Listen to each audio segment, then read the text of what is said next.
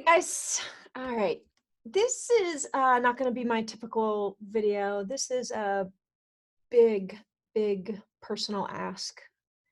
And normally I've got a lot of energy and sarcasm. And this is going to be serious because uh, I have a situation going on with one of the most important people in my entire life, and I need your help. And it's about my mom.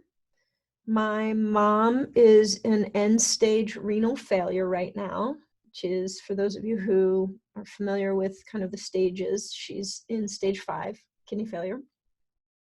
And that's when things get really serious. Some big choices have to be made. Now, my mom's living with us right now, and it's the blessing of all blessings. I get to bring her breakfast every morning. I get to have dinner with her every night. I get to serve her. I get to care for her. And she's getting along pretty well, all things considered. But we recently had a conversation with her nephrologist, and it's time to move forward. We don't know why this is happening. It is the most frustrating freaking thing in the world. We don't know why. And it's time to stop trying to worry about that, and it's time to solve the problem because, well, it's just time.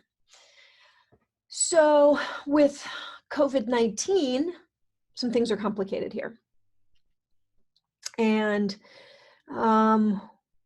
she is going on the donor list now. He's filling out the paperwork. And many of you know that I gave a kidney to a friend of mine from college, September 11th, 2007. The single best thing I've ever done with my life, practically. I mean, it is as much of a gift to me as it was to her and her family. And we don't talk about that a lot. You know, it's obviously something that helps the recipient, for sure, for real. And I would have done it if there was no boomerang effect to me whatsoever. I didn't even know what that effect was going to be actually until after it happened. And it has just been an amazing blessing in my life to have been able to do something so meaningful for somebody. Now, I can't help my mom, which is fine. I wouldn't take that back for all the money in the world. Like, I'm super happy to have helped Katie, and that's not really what this is about. It's just about that now I have to reach out to you guys, and I have to ask for help. And if you have even a twinge of, oh, I think I'm supposed to help her mom, that is real. That thing you're feeling is actually real. It was something I had in my heart. It is something other donors talk about, where they just knew, I just knew I was going to help Katie.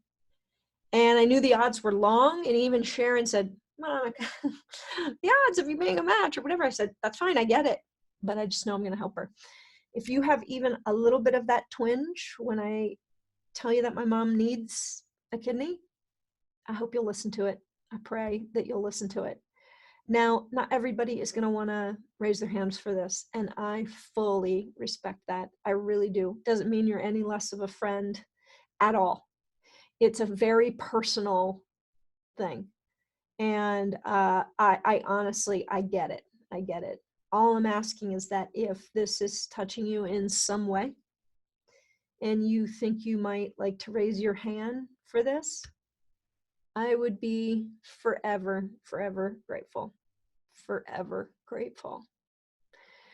I want to help my mom. And right now, the only way I can do it is through you guys, through you guys.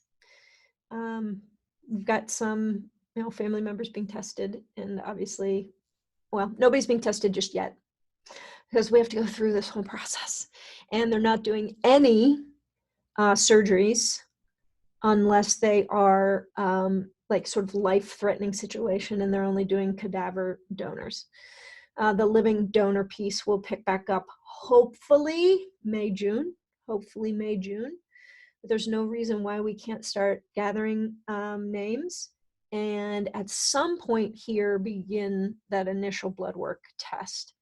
There's an initial blood work test, and then you're looking for some other matching antigens and some other things, super complicated. But all you need to know now is if you have it in your heart that you think, I might be able to help her. I hope you'll act on that prompting, because it could save the life of one of the most important people to me in the whole entire world. And I would be forever indebted to you. So the other thing you can do is to share this, Now, it would have been nice if my mom would have been on this video, but if you know anything about my mom, she doesn't like pictures being taken, and she sure as hell doesn't even want to be on a video. It was enough we had to do a video call with her doctor yesterday. Well, you would have thought. I mean, she was not having it. Doesn't like video, doesn't like FaceTime, doesn't like video. So I can't have my partner in crime here. She's one of my best friends in the whole world, and she's my mom. And anybody that cares about her knows that she needs to be around. The world is a better place with her in it. So, I had to do this not live because I knew that I would likely fall apart during the ask. So I'm recording this. I would love it if you would share it. It would mean the world to me. And anybody that wants to raise their hand can reach out to me through Facebook, just my regular page, Monica Weakley, Weakley. And we'll gather up a couple names, hopefully a couple names, and then we'll see what's next. We'll know in the next week or two how to proceed. So for now, I'm just looking for your help. Thank you. Everything is going to be okay. I know there's a match for her. We're going to try to avoid doing dialysis, because that's a whole nother shit show, but she's right there and in needing of probably taking that step here shortly.